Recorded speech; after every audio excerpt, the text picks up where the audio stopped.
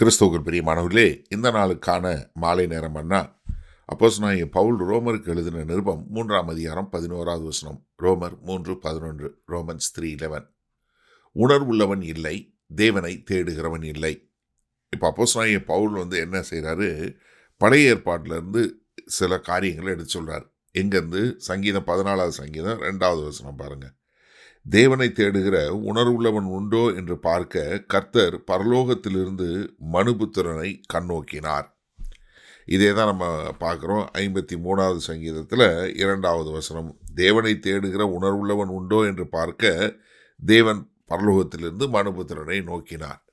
அப்போ இது என்னன்னா, அதாவது மனித குலத்தில் பிறந்த எல்லாருமே அவங்க அதாவது ஆவிக்குரிய காரியங்களை பகுத்தறியக்கூடிய ஒரு காரியம் இல்லாமல் அவங்க ஒரு அறநெறியான வாழ்க்கை இல்லை உணவுகளில் வாழக்கூடிய ஒரு வாழ்க்கை, கர்த்தருடைய சத்தியத்திற்கேற்ற வாழ்க்கை வாழக்கூடிய ஒரு மனுஷன் யாருமே இல்லை.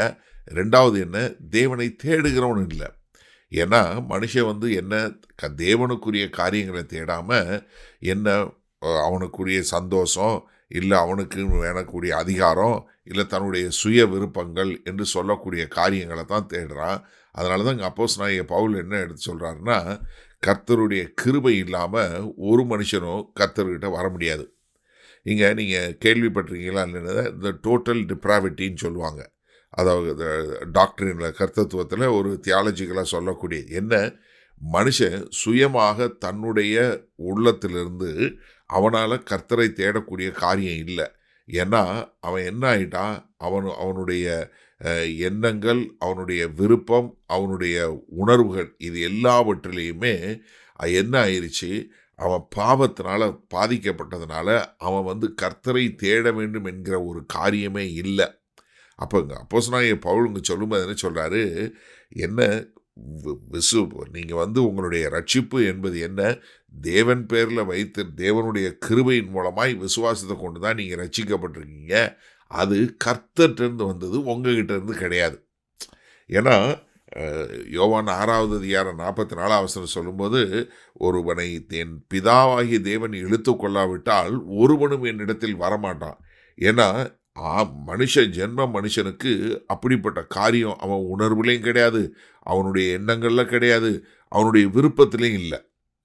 1 கொரிந்தியர் 2வது அதிகாரம் 14வது வசனம் சொல்லும்போது, ஜென்ம சுபாவ மனுஷனோ தேவனுடைய ஆவிக்குரியவைகளை ஏற்றுக்கொள்ளான், அவைகள் அவனுக்கு பைத்தியமாக தோன்றும், அவைகள் ஆவிக்கேற்ற பிரகாரமாய் ஆராய்ந்து நிதானிக்கப்படுகிறவைகளானதால் அவைகளை அறியவும் மாட்டான். அப்போ ஒரு மனுஷனுக்கு இது கிடையவே கிடையாது. அதனால தான் ஒருத்தன் யூதனா பிறந்தேன் இல்லை நான் இந்த காரியங்கள் செய்கிறேன் அப்படின்னு சொல்லுவதன் மூலமாக அவன் ரட்சிக்கப்பட முடியாது. அவனுக்கு தேவனுடைய கிருபை. அது தேவனாக கொடுத்தாதான் ஒரு மனுஷன் கர்த்தர்கிட்ட சேர முடியும் அப்படின்னு சொல்லக்கூடிய ஒரு காரியத்தை சொல்லி கொடுக்குறாரு. சரி, இதனால் இந்த வசனத்தை நம்ம எப்படி எடுத்துக்கொள்வது?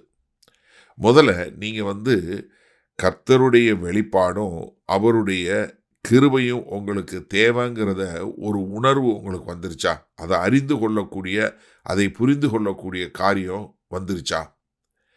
ரெண்டாவது, நீங்கள் உண்மையிலேயே கர்த்தரை தேடக்கூடியவங்களாக இருக்கிறீங்களா? இல்லை இந்த மதம் சார்ந்ததாக சம்பிரதாயங்கள், சடங்காச்சாரங்கள் என்று சொல்லக்கூடிய காரியங்களில் நம்ம இருக்கிறோமா? சிந்திச்சு பாருங்கள். இப்போ நம்மள யாராவது நாம கர்த்தரை தெரிஞ்சு கொண்டோன்னு சொல்ல முடியுமா? நீங்கள் ஒரு நிமிஷம் இந்த செய்தியை கேட்டுக்கொண்டு இருக்கிற நீங்கள் எல்லாரும் ஒரு நிமிஷம் நீங்கள் எப்படி ரட்சிக்கப்பட்டீங்க, எப்படி கர்த்தரை அறிந்து கொண்டீர்கள் என்பதற்கு ஒரு நிமிஷம் பின்னோக்கி பாருங்கள். உங்களுக்கு எந்த வகையில் கர்த்தரை தேடக்கூடிய காரியம் வந்துச்சு? அது எங்கேருந்து வந்தது? கர்த்தர்கிட்ட தானே வந்தது. நம்மகிட்ட ஒன்றுமே இல்லையே. என்னால் ரட்சிக்க முடியாது அப்படிங்கிற ஒரு உணர்வை யார் கொடுத்தா? தேவன் கொடுத்தாரு. அதனால தான் அவருடைய கிருபை நமக்கு என்ன பண்ணுச்சு, அவரை தேடக்கூடியதாய் நாம் அவர் மேல் விசுவாசம் வைத்து நம்ம ரட்சிக்கக்கூடிய ஒரு காரியத்தில் வந்தோம்.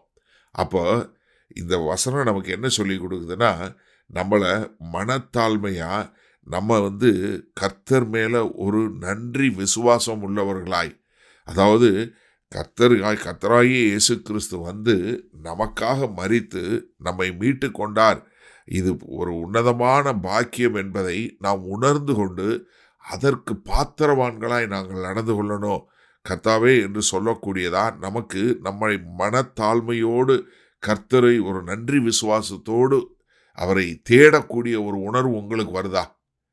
கர்த்தரை அறிந்து கொண்ட எல்லாருக்கும் அது வரணும். ஏன்னா அந்த உணர்வை கொடுக்கறது, அந்த காரியத்தை கொடுக்கறது கர்த்தர் நம்மகிட்ட இல்லை. அப்போ எனக்கு அருமையான சகோதரனே சகோதரியே, நீங்கள் மனத்தாழ்மையோடு கர்த்தர் எனக்கு தேவை, அவருடைய கிருபை எனக்கு தேவை என்று அவரை நாடி செல்வோமா? வல்ல பிதாவே, இதோ எந்த ஒரு மனுஷனுடைய எமோஷன் வில் அவனுடைய மைண்டில் கர்த்தரை தேடக்கூடிய காரியம் எதுவுமே இல்லை என்பதை நாங்கள் உணர்ந்து கொண்டோம். நீங்கள் எங்களை தேடி வந்தீங்க, அதற்காய் கொடான கோடி நன்றி. நாங்கள் மனத்தாழ்மையோடு எப்போதும் நன்றி விசுவாசம் உள்ளவர்களாய் உமக்கென்று வாழ எங்களை அர்ப்பணிக்கிறோம். மீட்பெரும் இரட்சகருமாகிய இயேசு கிறிஸ்துவின் மூலம் பிதாவே, ஆமேன். கர்த்தர் உங்களை ஆசீர்வதிப்பாராக. நாம் நாளை காலை தினசரி தியானத்தில் சந்திப்போம். Good night.